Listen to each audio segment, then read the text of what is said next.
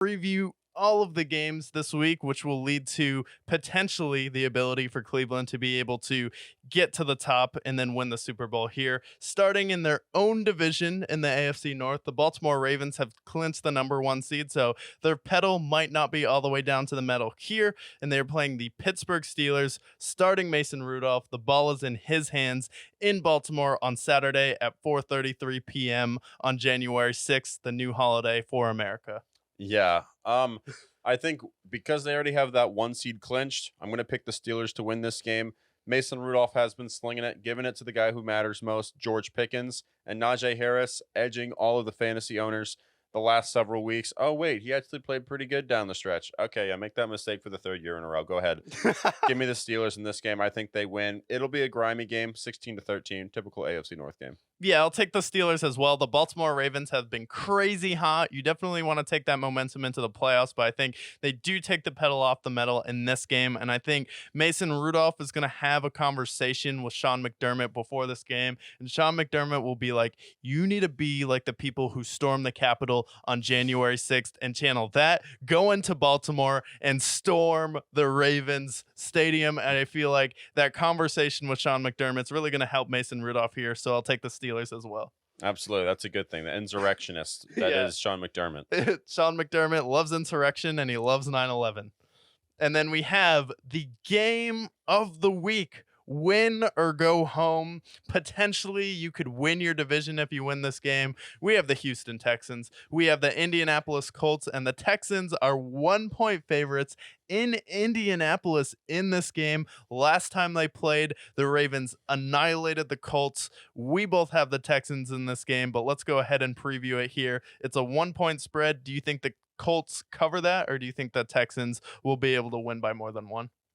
Honestly, that's a good question. I would take, because I think it'll ultimately come down to a field goal, I will take the Texans to cover that spread here. I think it's going to be like a 23-20 kind of game, relatively low scoring, two teams who have inconsistencies on offense and defense. I'll take the Texans to cover. Yeah, I'll take the Texans to cover and win this game as well. I'll go with CJ Stroud in this game. Everything has been building to this moment where he got hurt for a couple weeks, kind of dampened their playoff chances, and then they were able to escape Tennessee with a win, playing Case Keenum and Dougie Mills there. So CJ Stroud is going to be able to be the man, and then he's been on this trajectory all season to put himself as a top 5 quarterback, even some people putting him in the MVP conversation at points. He's had some clutch drives, and I think he leads his team to victory in this game as well here. Give me the Houston Texans. We're going to the playoffs, baby.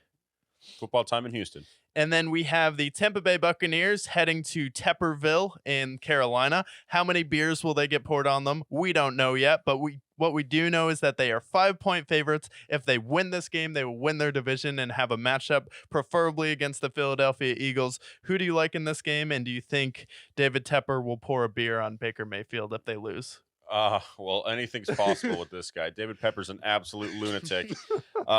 If the Bucks do lose this game, they might potentially be on the worst top 5. They could not lose to the Panthers to miss out on the playoffs. Please, for the love of God, think of the children, okay? I know I'm on my villain arc, but think of the children for a second. Who would you rather see in the playoffs?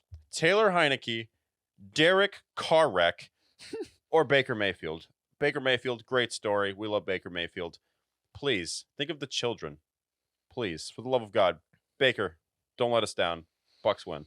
Yeah, Bucks better win this game, and it's not going to be potentially on the worst 5. It will be scorched earth on this podcast, and you will have gone 2-15 after that, because if you lose this game, I don't know, Florida might die. Like, Florida might actually fall off the map after this game. It could be Atlantis at the end of it. It could be Atlantis at the end of this, and then we're probably going to banish the Buccaneers to Atlantis if you lose this game. So I'll take the Bucks. I think you should win this game 35-13, take some momentum in the playoffs, win going away. And then after this game, we have the Jacksonville Jaguars versus the Tennessee Titans. They're going to be in Tennessee. They are 5-point favorites. Last time they played Tennessee, it was for the division to make it into the playoffs last year, but they're facing off against Duck Hodges himself, Josh Dobbs, the Passernaut. This game's probably going to be Ryan Tannehill with Will Levis going out of last game with an injury. Do you see any chance where the Titans can upset the Jaguars and play spoiler? Yeah, I think so. I mean, we have Mike Vrabel, and I know that Ryan Tannehill hasn't played great this year, but this is the team that is familiar with them and has had success in the past. So I definitely think it's possible. What does it say for the spread there? The Jags are 5-point favorites, which I think is a little bit too much, especially with how the Jags have played down the spread. Yeah, with how the Jags have played down the stretch, I'm going to take the Titans to cover. I will pick the Jags to win, however, and solidify that 4 seed. Yeah, I'm going to take the Titans to win this game. I just have a feeling because they always play the Jaguars tough. They played them tough last game, and especially with how inconsistent Trevor has been, and then they had to bench him last week just so he could recover, and then CJ Beathard ended up playing. Tennessee's defense is no slouch. Jeffrey Simmons still is the man here, and the Titans, I mean, if it's to upset your division rival, that's motivation enough if you're a competitor. And Hmm. then I do think Mike Vrabel is a slightly better coach, and he's done more with less throughout his career than Doug Peterson, even though he's won a Super Bowl. So give me the Titans in this game to play spoiler at home. 5 points, way too much for me. Yeah, I agree.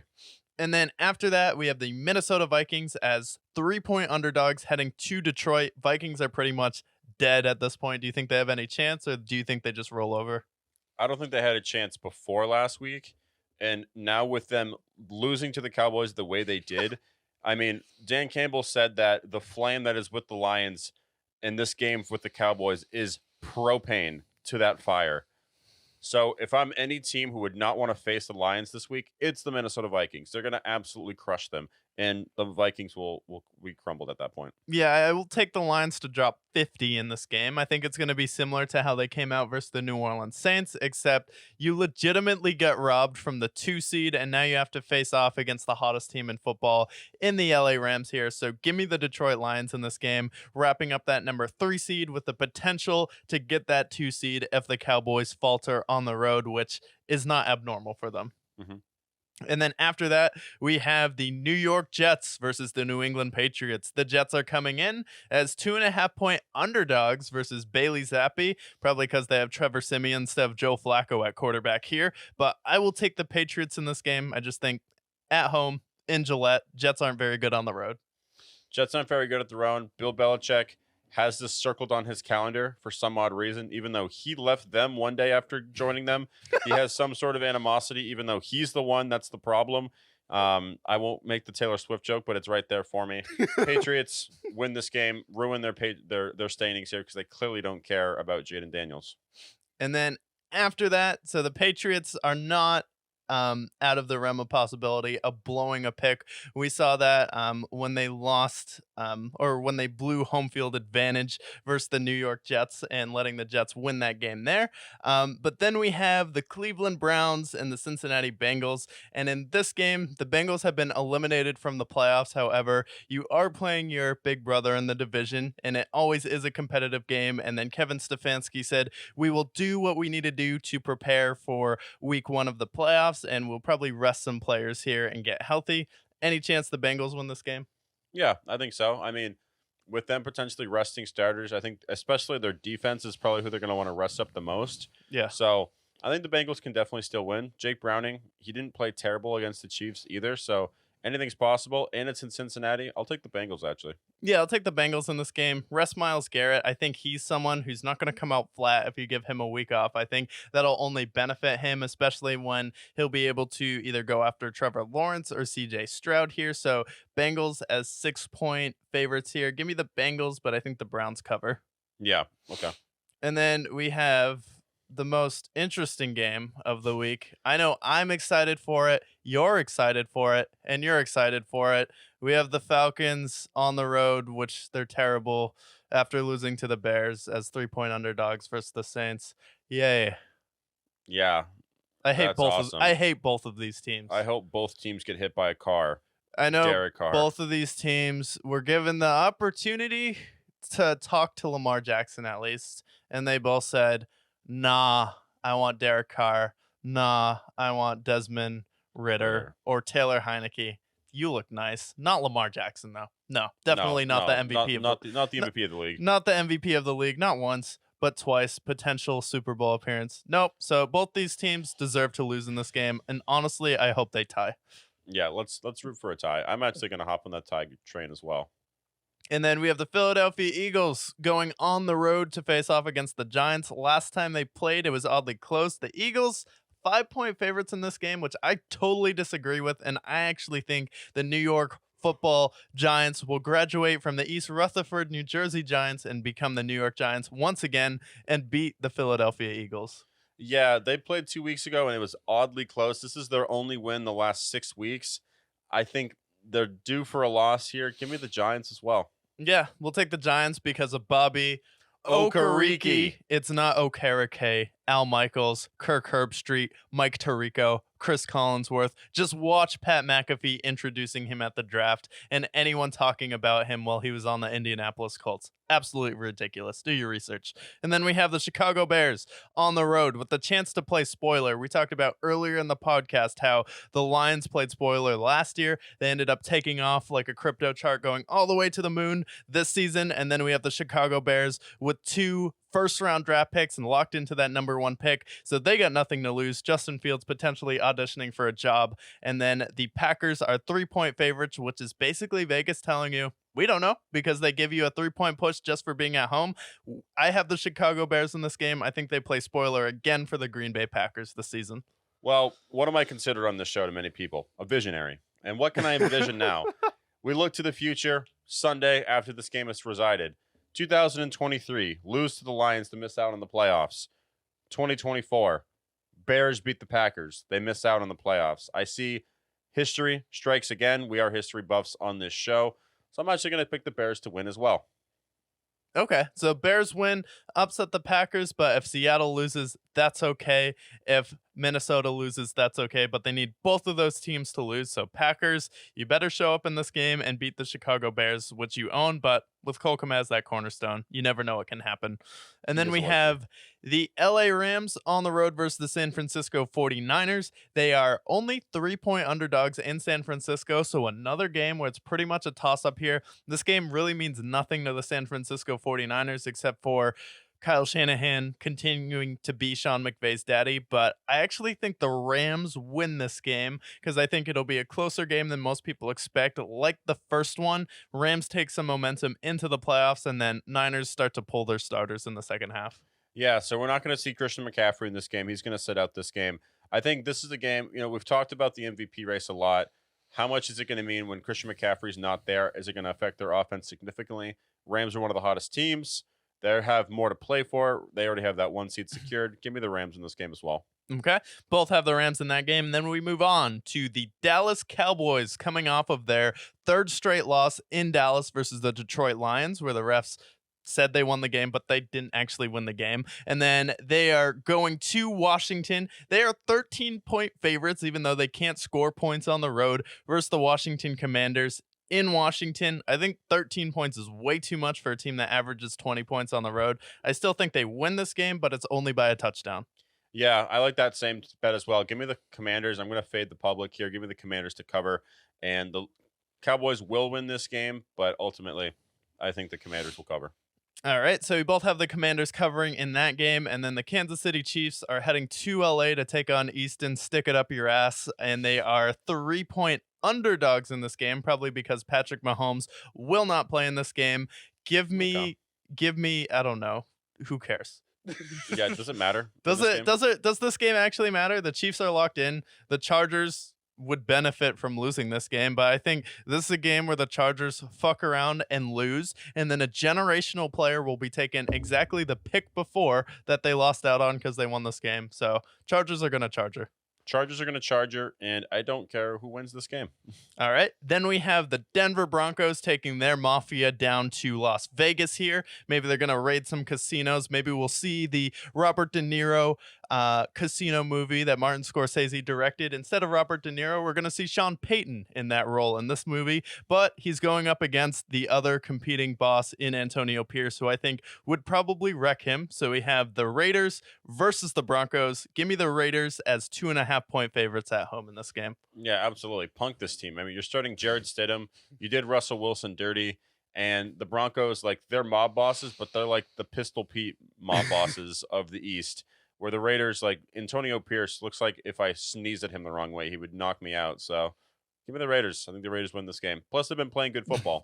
Yeah, it's like when Young Thug and Gunna started to start a game and then didn't work out. Yeah. Then we have Seattle here as 2.5 point underdogs. They are 2.5 point favorites. They're going to Scottsdale, Arizona to take on the Cardinals. Cardinals coming off a big victory versus the Philadelphia Eagles. Seattle just lost at home to the Pittsburgh Steelers for Mike Tomlin to clinch his consecutive winning season for 17 straight years. Do you see the Arizona Cardinals playing some upset ball to the Seattle Seahawks, or do you think Seattle sees that Bears matchup as a prime opportunity to seize the 7th seed? Yeah, I think the Seahawks win this game. I think it'll be close because they historically play close, but I think the Cardinals want to lose and the Seahawks want to win. So therefore, I think the Seahawks will pull it out. Plus, I don't know who's going to guard DK Metcalf either. Yeah, no one on that team's going to guard DK Metcalf. Give me the Seattle Seahawks in that game. I think they'll see that first round matchup where we both have the Bears winning. And if the Bears win that game, the Seattle Seahawks will be extra motivated to come out there and beat the Cardinals. So give me the Seahawks as well here, and I'll take them to cover. Then we have the matchup of the week outside of the Texans and the Colts, Sunday night football. Yeah, I've been waiting all day for a Sunday night. Just as Carrie Underwood said, we have the Buffalo Bills as 3 point favorites in Miami, taking on Tua, taking on the Dolphins, who can't beat a winning team. Do you see them changing that fate here, or do you see Buffalo prevailing, maybe with a little bit of assistance? Well, definitely assistance here. I think the Bills will cover, and I actually think that they're going to take care of business against them. I see something like a 34-24 kind of game. I think the Bills know their fate and they know what they got to do. Do I trust Josh Allen more than Tua? Absolutely. So I'm going to take the Bills to win this game, and I do think they cover pretty easily. Yeah, the thing is, like, it's Josh Allen versus Tua, and then Tua is not very good with adversity. We saw that in the Baltimore Ravens game. Looks like he got really in his head. He was flustered in that game. It's like Tyreek Hill. How much can he do in this game to win it? But I would take experience in this one. And the Bills, ever since Sean McDermott has announced that he supports Al Qaeda, have been undefeated. So his 9/11 speech is making an impact there. So I think Sean McDermott, since we're in Florida, we're in that kind of southern region, he's going to be like, we need to be like the Bombers on Pearl Harbor in this game. And we go to Miami and win. Another incredible motivational speech from Sean McDermott. Absolutely. Really, really tears my heart apart a little bit. So Yeah. Buffalo Bombs get the win against the Dolphins. The Buffalo Bomber. Honestly, yeah. Switch their name to the Buffalo Bombers, especially after that speech. But Buffalo Bills get the win. But this is going to be an incredible matchup, and we'll probably be wrong with some of those games. We're going to see a lot of surprises. So I am hyped out of my mind for this week. But